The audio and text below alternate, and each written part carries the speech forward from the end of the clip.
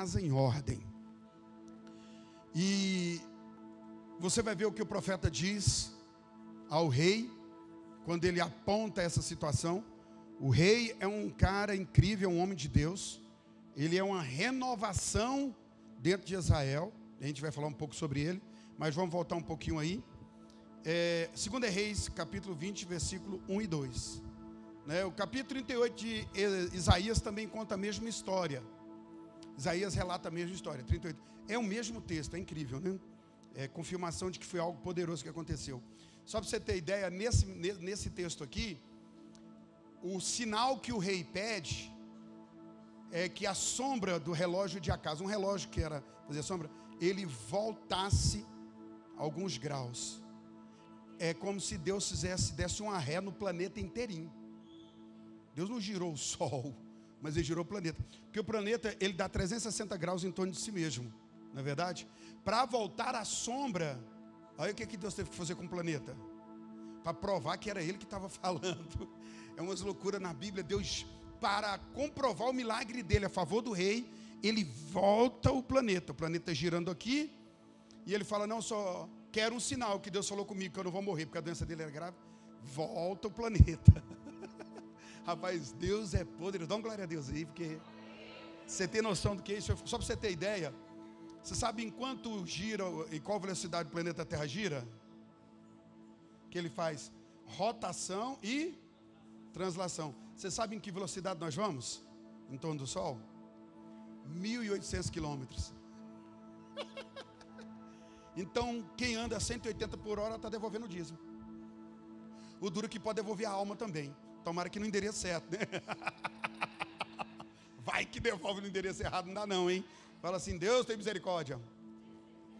Então veja bem, 2 Reis, capítulo 20, versículo 1 e 2. Naqueles dias, Ezequias adoeceu de uma enfermidade mortal. Veio ter com ele o profeta Isaías, filho de Amós. Ele disse assim: assim diz o Senhor, põe em ordem a tua casa, porque morrerás e não viverás. Então virou Ezequiel o rosto para a parede e orou ao Senhor, dizendo, eu vou parar no texto aqui. Quero tirar alguns aprendizados aqui nesse texto para nós. Uma das coisas mais incríveis, né? Você imagina um recado desse, tu está doente, tu vai morrer. Né? Era estremecedor. Agora, quem é Ezequias? Ezequias é o rei responsável por toda a restauração de Israel. Ele é filho de um dos homens mais endiabrados que teve no trono de Israel, Acas. Esse homem era maligno, o pai de Ezequias. Foi um homem que fez idolatrias, ele fechou a casa do Senhor, ele cancelou o trabalho dos sacerdotes, instaurou o sacerdócio dos deuses de Baal. O homem chegou no trono de Israel, o cara era maligno. E eles são da descendência de Davi. Olha, Davi institui o culto, estabelece, vem Salomão, mas o pai de Ezequias, Acas, era um homem terrível. Ele queria apagar a memória de Yahvé, do Senhor. E a gente sabe, irmãos, que uma pessoa que não anda na palavra, ela tem destinos complicados.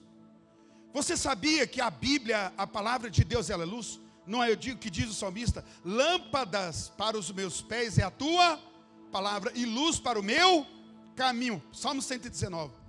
A palavra de Deus, ela ilumina, e ela ilumina não como uma luz artificial como nós estamos aqui, ela ilumina o ser, no mais profundo do seu ser, no espírito, para a percepção de coisas espirituais. Há 4 palavras na Bíblia para falar sobre trevas, e uma delas dá a ideia de que a pessoa que convive nessas trevas não consegue perceber nada. Por exemplo, eu vou te dizer, alguns pais, algumas pessoas ouvem funks, eu vou dizer essa coisa bem trevosa aí, imoral, imunda, pais com suas filhas e filhos, que são expressão de imoralidade, são expressão de ato sexual banalizado e imoral, e estão todos no meio como se fosse muito legal. E a Bíblia revela esse tipo de trevas. pessoas que não conseguem perceber a podridão e a destruição que está à sua volta. É uma cegueira. Mas quando a luz de Deus vem, aí vem João, capítulo 1, versículo 5, quando fala que Jesus fala que a luz veio ao mundo, resplandeceu e as trevas não puderam resistir, prevalecer. E a tradução ali diz que não tem como, as trevas não têm autoridade sobre a luz. E onde chega a luz, as trevas são vencidas. Você entende isso? Agora, para que as trevas sejam retiradas, as trevas de conhecimento, de reconhecimento, de percepção, sabe? Quando a luz de Deus chega, a pessoa abre os olhos. Eu tenho a minha experiência quando eu aceitei Jesus, foi chocante, porque eu estava mergulhado em trevas, eu gemia, eu grunhia, eu esperneava de agonia, de sofrimento, do mal que eu sofria, sem saber que a origem era os meus pecados, pois eu nem sabia a diferença de verdadeiros pecados. E quando Jesus veio, no meu encontro com Ele, eu chorei muito, Diógenes, porque aquilo que eu amava, que eu celebrava, que eu tinha prazer, naquela hora que a luz da palavra veio, revelou que eu estava em morte.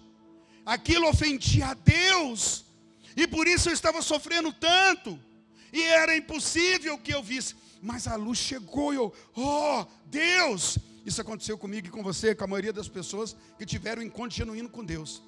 Muitos aqui têm vergonha, porque as coisas que amava, celebrava, era morte, não era vida. E ao encontrar com Jesus, perceberam isso e falaram, meu Deus, o que eu estava fazendo da minha vida? Eu já falei para vocês algumas vezes aqui, eu chorei 8 meses sem parar. Porque eu falava, eu estava indo para o inferno com a convicção de que tinha um céu comigo. Eu achava que Deus jamais me reprovaria ou me tiraria. E ali eu estava fazendo coisas que eu amava e gostava, mas eram coisas que ofendiam a santidade de Deus. A comunhão com Deus, as pessoas, era terrível aquilo. Mas foi a luz de Deus. Agora veja bem, Jesus é luz, a palavra é luz. E Acás, ele mandou acabar com tudo. Falou, tire a palavra. Irmão, qualquer família ou nação que desprezar a palavra de Deus, essa família, essa nação está fadada ao fracasso, à derrota, à destruição. E nós vivemos na geração que estão buscando fazer isso. Lá atrás era violentamente feito.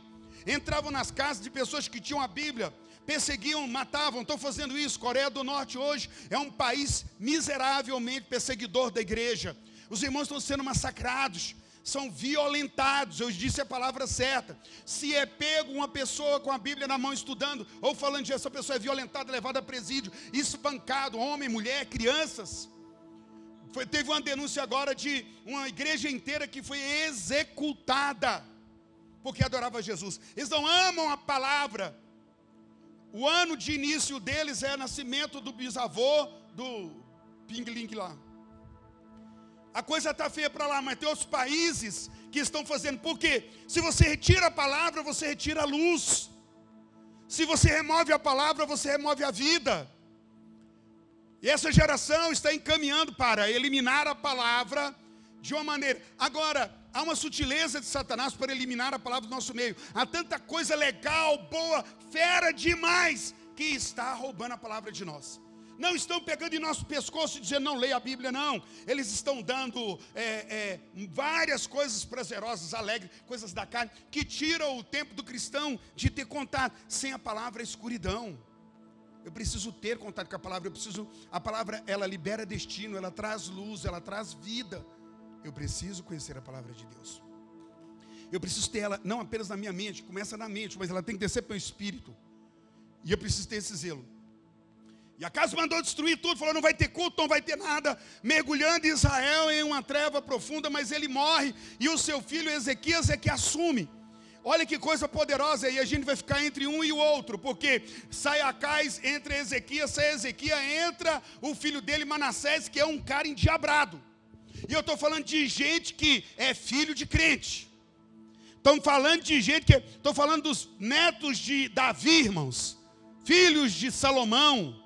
A gente está falando de gente que teve experiência profunda com Deus, mas os filhos destes, de uma maneira absurda, passaram a ser totalmente endiabrados, diabólicos, abomináveis. E eles levaram Israel a isso. Mas no meio dessa coisa ali, imprensado entre dois homens, duas gerações, e está Ezequias. Ezequias não olha para o pai, Ezequias vai olhar para o seu avô. Ele não quer o exemplo do pai, o pai é imoral, ele levanta ídolos da deusa da fertilidade. Se você ter noção como é a deusa da fertilidade, você fica enojado. São grandes órgãos genitais expostos no meio da cidade, irmãos, que apontam para atos obscenos. Aí está falando aqui de mergulho em trevas. Quando Paulo vai visitar capítulo 17 de Atos, ele está em Atenas. Deixa eu te falar, 10 quilômetros a entrada da cidade de Atenas, 10 quilômetros de imagens pornográficas, porque era em homenagem à deusa daquela cidade. Então a pessoa entrava ali, ela já ia sendo bombardeada. Ah, não, a pornografia começou agora, já está lá. Agora imagina se isso não está acontecendo nos nossos dias. Aqui para outra mensagem, para despertar você um pouco sobre como é essa situação de destruição. Mas a palavra, ao ser retirada, as trevas chegam. Agora me vem Ezequias e ele vai fazer uma obra poderosa. E aqui entra uma situação.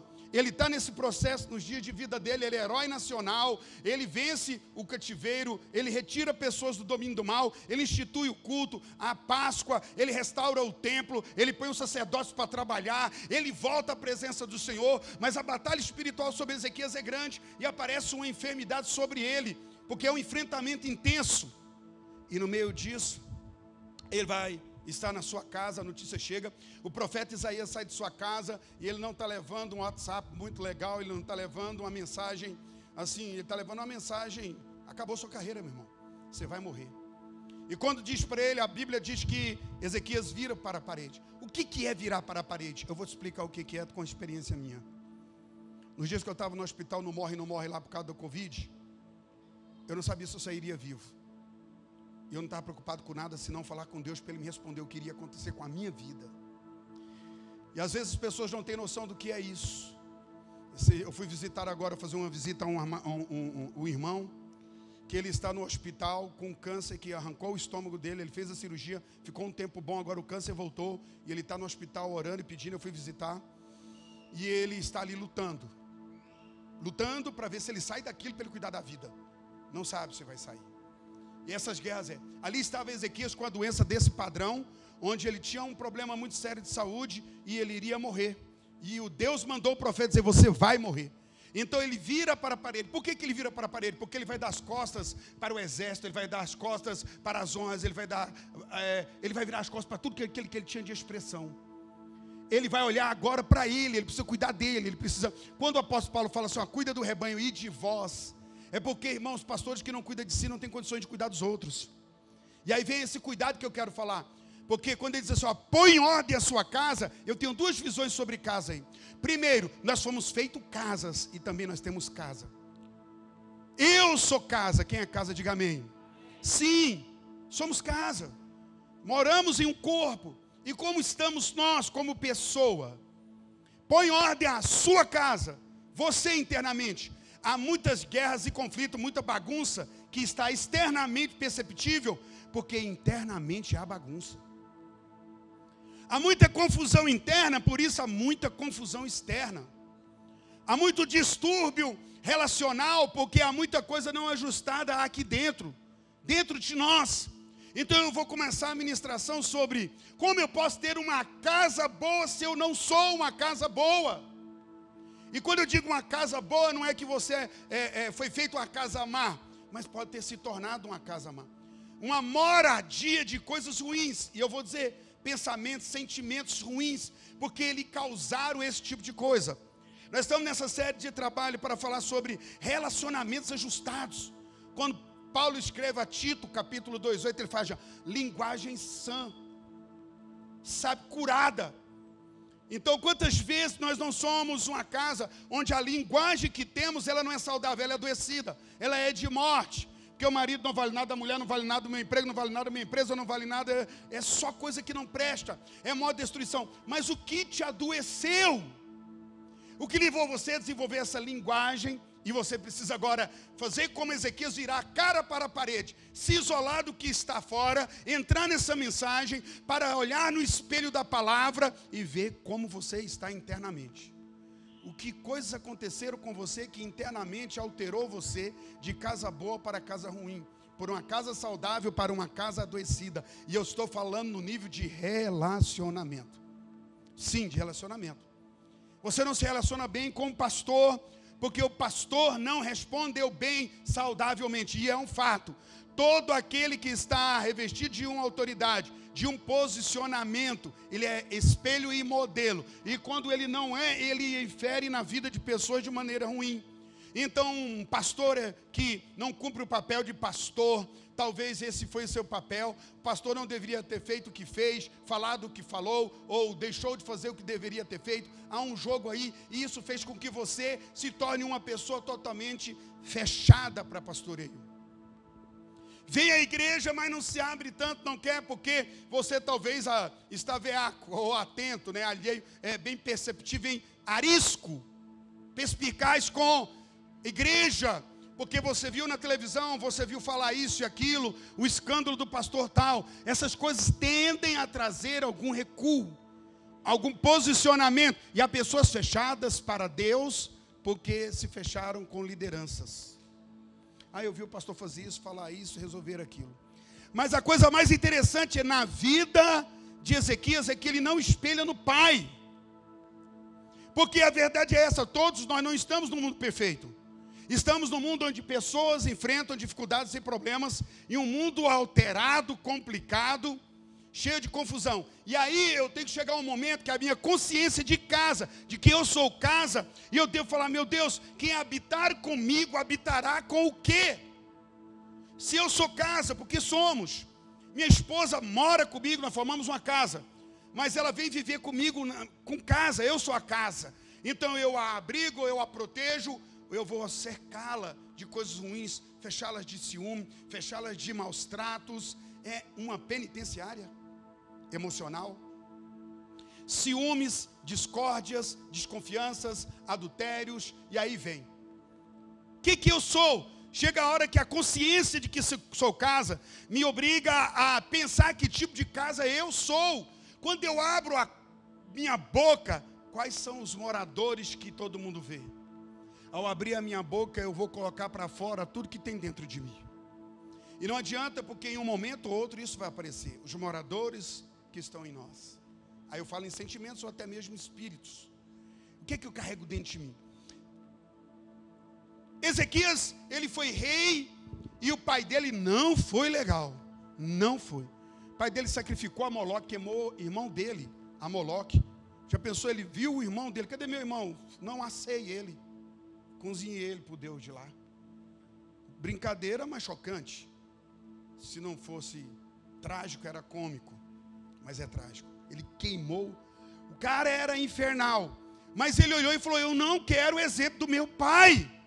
Ele poderia ficar sentado no trono e falar, olha o trono que o pai me deu. O pai me entregou um país quebrado, amaldiçoado. Meu pai era um idólatra, macumbeiro, prostituto, infernal. Como é que eu vou governar? Eu não sei, meu pai não me ensinou. O que ele me ensinou não me serve. Irmão, nós sempre temos para quem olhar. Depende disso. Sempre. Benjamin Franklin diz que todas as pessoas que passam na nossa vida nos ensinam algo. Tem aquelas pessoas que vêm para nos ensinar o que não fazer porque dá muito errado. Se olhar para ele e falar, se fizer, então eu já sei que eu não posso. E tem aquelas pessoas que vêm para nos ensinar como fazer o que é certo. É a leitura que eu devo fazer. Então, eu olho para o meu passado e vou sentar e ficar chorando. Não, você sabe que eu sou assim? Por causa do meu pai. Você sabe que eu sou assim? Por causa da minha mãe. Você sabe que eu sou assim? E aí as pessoas... Eu estava numa entrevista em uma rádio, nós estávamos falando sobre esse processo que a gente estava lidando, acudindo pessoas que estavam em drogadição, foram para as drogas. E aí me chamaram em uma rádio para dar uma entrevista e era um debate. Né, em uma entrevista também, sobre essa questão da pessoa que é vítima da sociedade. E aí o camarada falando, e o menino era o conselheiro responsável pela mídia do Corpo de Bombeiros do Estado de Goiás, e ele, como um tenente lá, ele fala assim, não, eu acredito porque a sociedade produz isso. E eu falei, eu discordo disso piamente. Eu discordo, não acredito nisso. Porque depende muito de quem está lá e precisa ser treinado, todo mundo é para ver isso. Porque se todo mundo é vítima da sociedade, então realmente acabou com tudo de uma vez. Mas poderíamos dizer que Ezequias ele é vítima da sociedade. O pai dele liderava o país, era presidente de Israel. O cara infernizou e acabou. Ele assume o país. Ele não olhou para o pai, ele já olhou e falou: eu sou casa. Israel é a grande casa de Deus. Eu tenho que começar a ordenar isso aqui. E ele então começa a ordenar e colocar em ordem o que está fora. Fechar a casa do Senhor, pois nós abrimos. Demitir o sacerdote do Senhor, nós contratamos. Derrubamos os altares de Baal. Retiramos o que é mal. O que está fora da palavra, nós vamos remover. E quando ele começa a fazer isso, ele vai mudando todo Israel, estruturando todo Israel, estabelecendo Israel de vergonha, humilhação, passa a ser de novo uma nação de vida, porque voltaram para a palavra, voltaram a adorar o Deus vivo e verdadeiro. Então o que eu vou fazer com meu pai me deixando essa história? Eu não posso ficar sentado chorando porque estou tudo errado. Primeiro porque se você encontrou com Jesus Cristo, Ele é a cura, Ele é o caminho, Ele é verdade, Ele é vida, Ele é Pai. Jesus é Pai. Você quer ter uma experiência paternal? Vá para Deus e diga: meu Pai. Venha falar com Ele, abrir o coração. Mas não dá, eu vejo pessoas que fazem o mal e levam para o passado dizendo: meu pai era assim. Pois é, justamente por eu não ter o que eu achava que deveria ter, isso me causou muito mal, é que eu vou produzir o que todos que estão à minha volta precisam. Aquilo me fez falta, pois eu não deixarei faltar. Agora, qual é a fonte? É voltar para Cristo, para a luz da palavra. Ezequias, ele observou que seu pai, seu avô Davi, não é verdade? Lá atrás, era um homem que buscou a Deus e ele falou: não, eu vou olhar para meu bisavô lá. Eu não vou olhar não, meu pai está maluco, o que ele fez? Eu não quero esse tipo de problema na minha vida. Eu quero mudar. E aí ele pensa, Deus diz para ele: põe em ordem a sua casa. E a pergunta, e a ordem de Deus é: põe em ordem a sua casa. Nós queremos uma casa ordenada, uma casa abençoada, sim ou não? Mas muitas vezes o transtorno da casa está aqui dentro, ó. Já está em coisas não resolvidas, em coisas não concluídas. Eu preciso separar o que divide família, eu preciso lançar fora tudo o que é mal. Irmãos, a gente está vendo, engraçado que eu estava preparando essa palavra, e aí eu andando, porque eu faço isso, né? Hoje eu peguei a moto e saí andando, meditando na palavra que eu ia pregar, para você ter ideia. Né? E eu falei assim, andando sozinho, fui nos interiores, hein? Na minha, só curtindo aquele, e pensando nisso. E aí quando eu cheguei em casa, passei na frente da televisão, liguei a televisão assim, e pus o volume que eu pus, estava passando um filme, e um cara discutindo com ele, e o pai dele fala para ele assim, ó: me respeita! Que respeito? Ele começa a discutir com o pai dele. Olha que mundo nós estamos vivendo, você não respeita o seu pai. E ele vira para o pai dele e fala assim: ó, que tipo de respeito o senhor quer de mim? Que eu respeite as horas enfurnadas na prostituição, adultério, e gastando dinheiro que me alimentava? Esse tipo de respeito que o senhor quer? É nessa base que o senhor espera? E o pai dele: chega de conversa. E ele baixa a cabeça e fala: beleza, mas eu preciso que você me mostre o que eu devo respeitar, então eu vou respeitar. Uau! Porque muitas pessoas estão com aquela treva. Sabe, irmãos, muitos pais, mães e filhos têm uma situação que eles não conseguem entender, que nossas ações e reações, ela traz situações para nós, e que isso responde o tipo de casa que somos. E alguém diz assim: ó, mas olha a casa que me fizeram, mas você não precisa ser essa casa, porque o carpinteiro, ele está pronto para fazer tudo novo. Se entregar para ele, ele vai fazer. Mas se você andar na base das dores, Ezequias decide não andar. Deus fala para ele: põe em ordem. Eu falei: camarada, como é que eu vou pôr em ordem o que está fora, se eu não pôr em ordem o que está dentro? Ordenar. A Bíblia diz que prostituições, adultérios, fornicações, pornografias, feitiçarias, mentiras, e ele vai com uma lista, Gálatas 5, né, 18, uma lista de coisas que estão dentro da casa, que é sem Jesus, e que quando recebe Jesus, essa coisa tem que ser tirada, e outras coisas têm que ser colocadas dentro dessa casa: amor, benignidade, compaixão, misericórdia, santidade. E aí eu tenho que pensar: poxa, o que é isso? Tortuosidades da nossa vida, sim. Amados, muitos de nós fomos criados para sermos tortos. Já viu aquela história de que pau que nasce torto até a cinza? Mentira, mentira. Deixa eu te falar, a madeira que foi escolhida para fazer os móveis do tabernáculo era a mais comum que tinha no deserto, mas ninguém queria mexer com ela, porque elas eram tortas e cheias de nódulos. Mas Deus no céu escolheu essa madeira.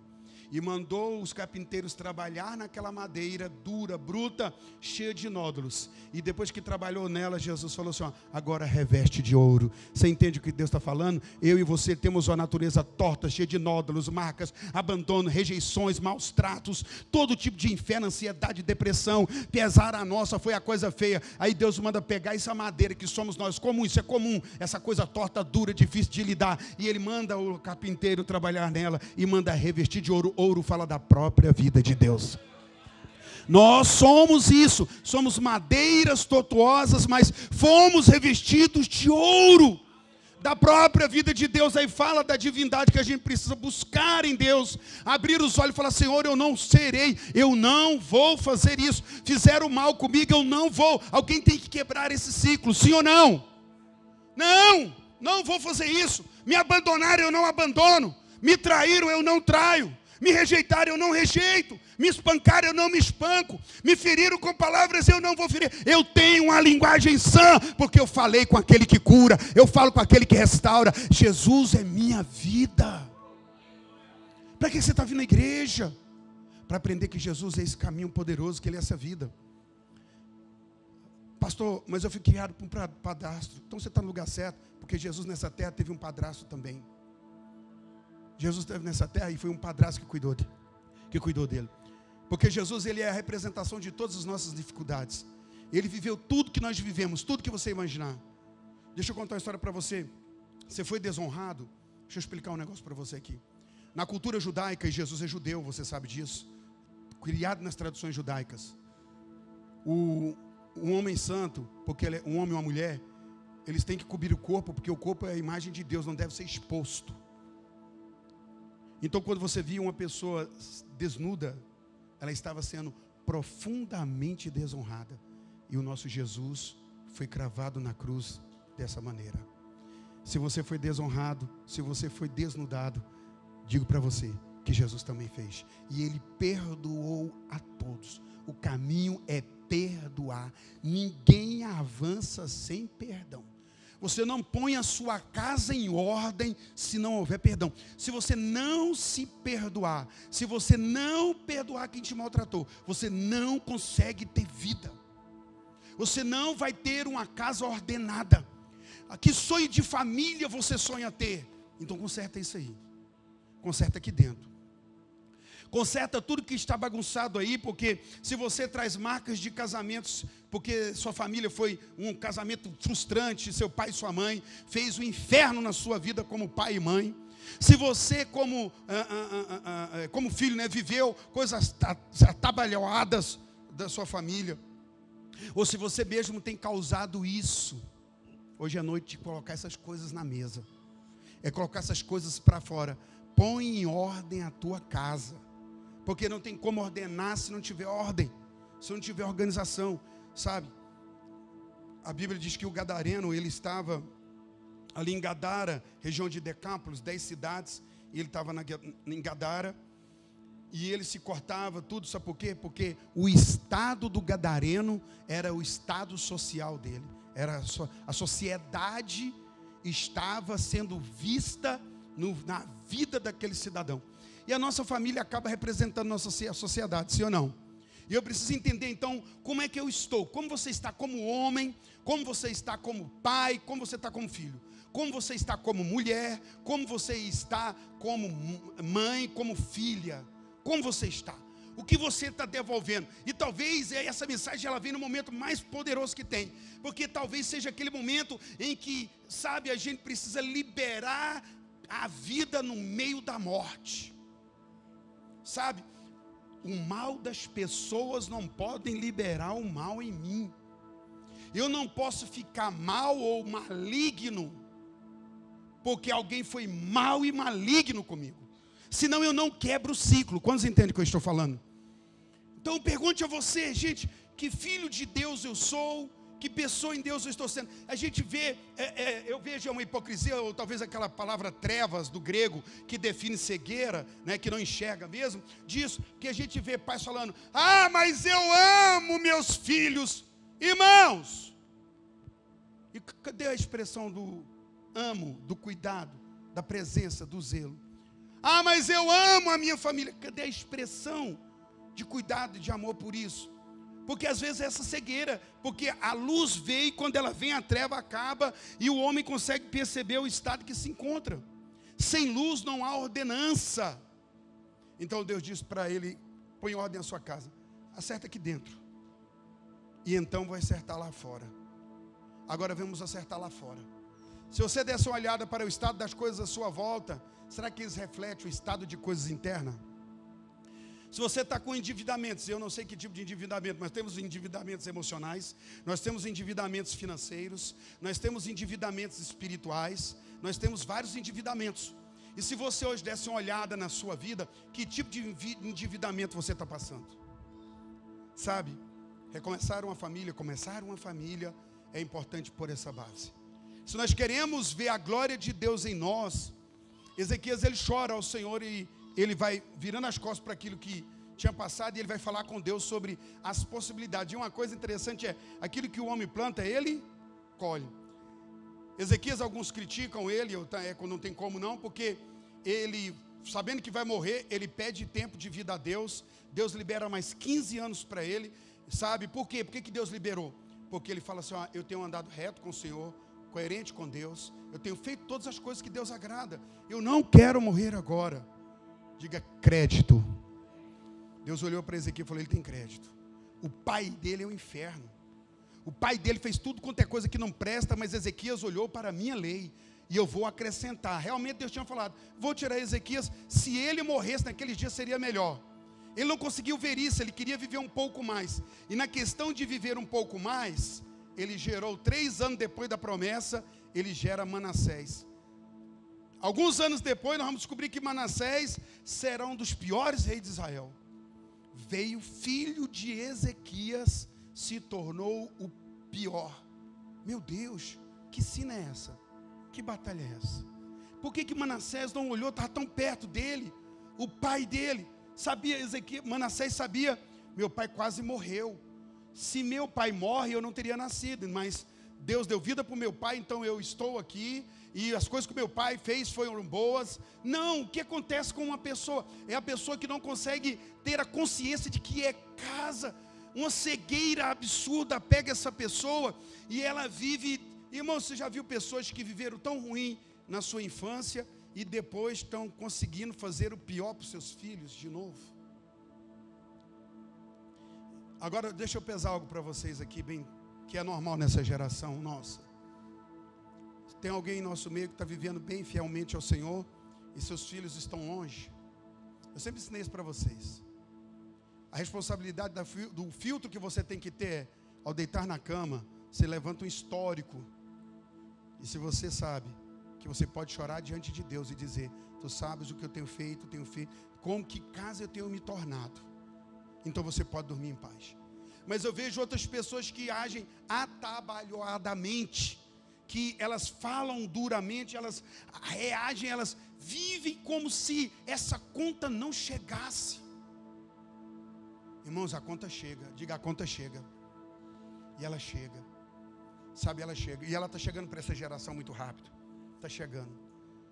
A geração mais confusa, mais medrosa, mais abalada psicologicamente.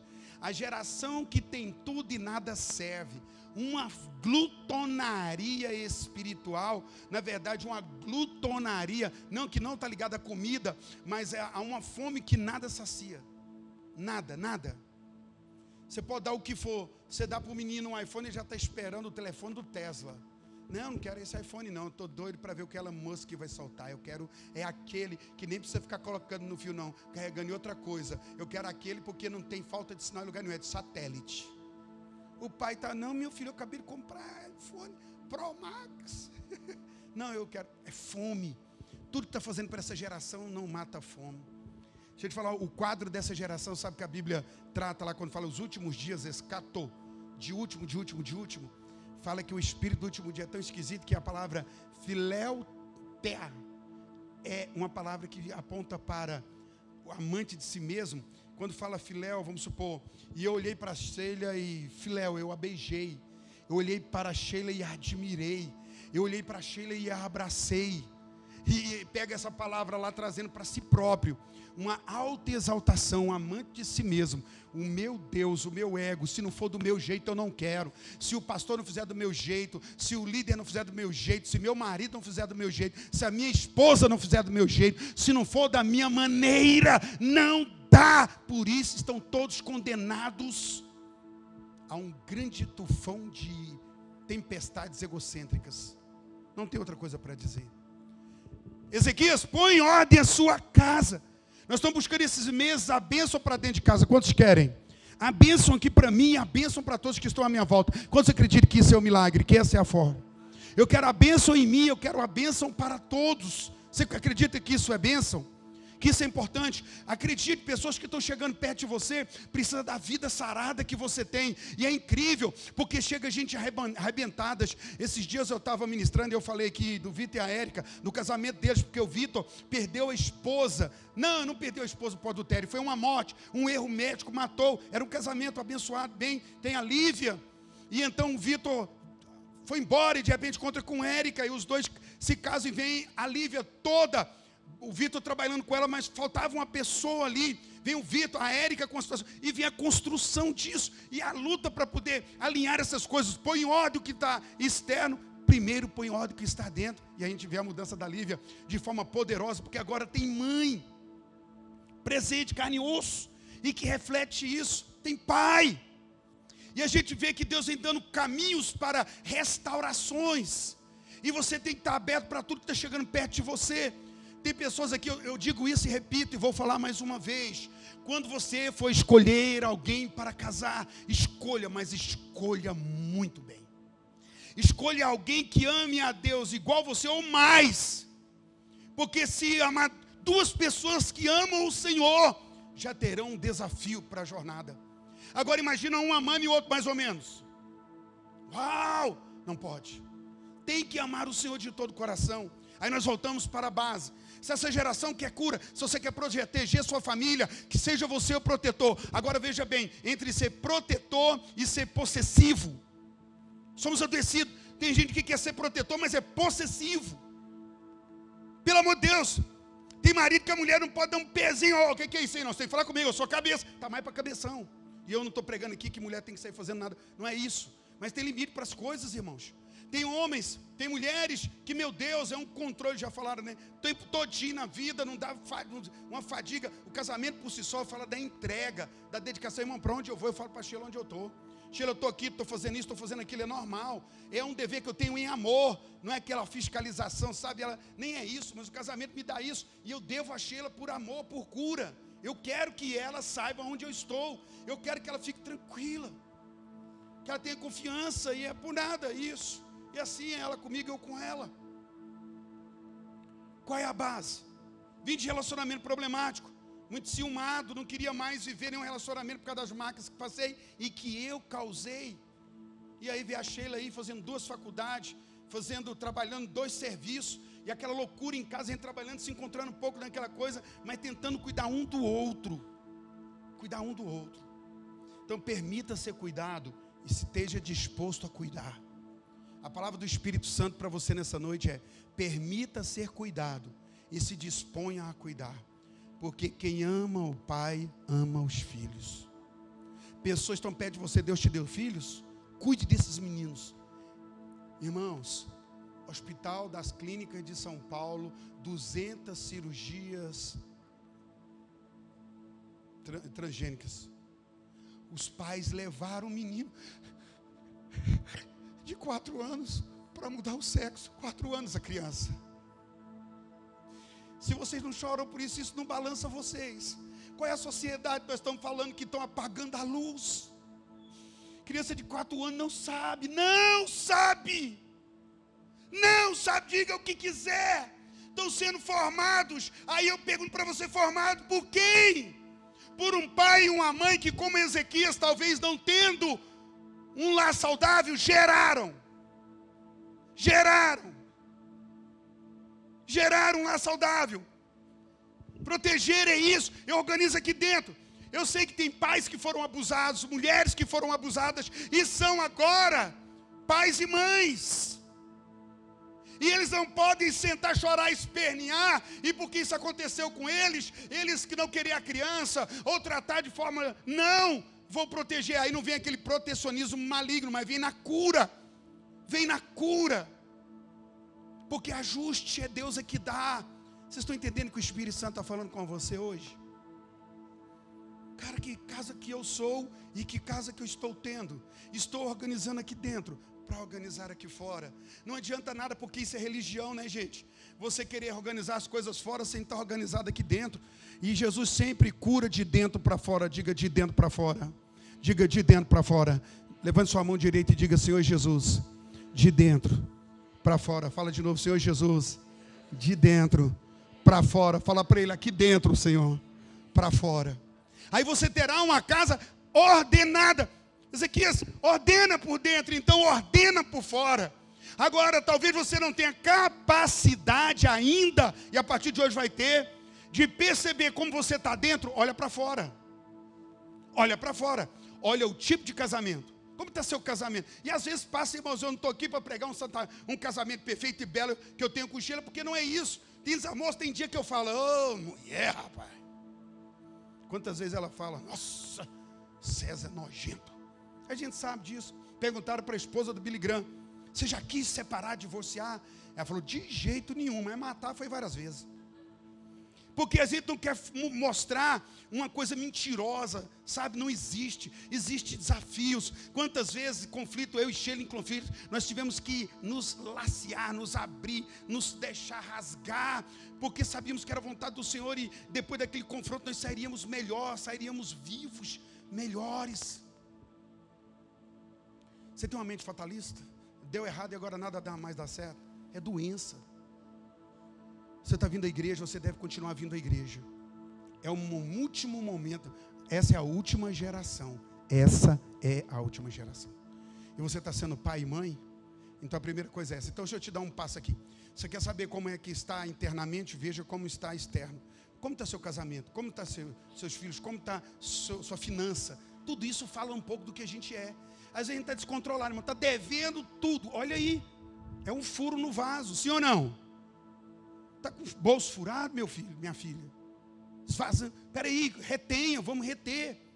Quando a gente está nessa situação, dá uma segurada legal. Peraí, saúde, Deus me dá saúde. Peraí, deixa eu acalmar aqui. Irmãos, porque essa coisa ela vai gerando uma problemática, vai virando uma coisa doida. Então eu estou falando com você em ajuste geral. Você quer ver a glória de Deus? Você quer ver o jardim de Deus? Seja forte. Seja forte. A geração está atacada de ansiedade, depressão, de toques, de tudo quanto é coisa. Virou tudo. Talvez você seja uma pessoa que está enfrentando isso, mas você está hoje, já que você virou a cara para a parede, você está diante do Pai. E tomara que a palavra de hoje te alertou como pai e faça suas escolhas. Você sabia que eu, como pai, tem coisa, Vitor, que eu não faço, porque eu sou pai. Tem coisa que é marido, você é marido. Tem coisa que marido não faz. Sim ou não, irmãos? Sim ou não? É claro, isso é saudável. Ué, agora não, essa geração não separa mais isso não. Não importa se é homem, se é casado, solteiro, faz tudo. E é loucura. Hoje nós estamos vivendo no tempo do relacionamento aberto. Eu fui descobrir como é que é isso. Aberto, cabe sempre mais 4, 5, 6. Ninguém está ligado a ninguém. O sangue de Jesus tem poder. Nós somos um jardim, casamento e jardim fechado. Eu e minha esposa. Amém?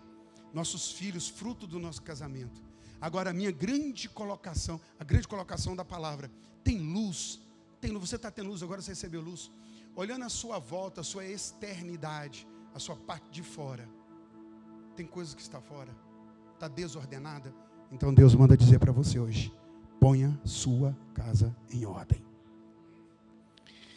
O senhor está falando que Deus vai me matar? Não, a morte vai chegar involuntariamente, se não pôr a casa em ordem. Quem não tem a casa em ordem vive morte, sim ou não, irmãos? Quando o marido e a mulher não conseguem ajustar, está brigando o tempo todo, é vida ou morte? É céu ou inferno? É jardim ou deserto?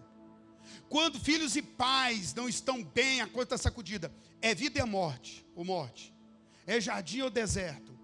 Está fácil. Então nós temos que voltar para nós. E hoje você sai daqui pensando: gente, eu tenho que ajustar minhas coisas. Dá uma pensada em você mesmo. E agora nesse momento eu peço para você fechar os seus olhos, não fechar o coração. Curva a cabeça aí, equipe de louvor.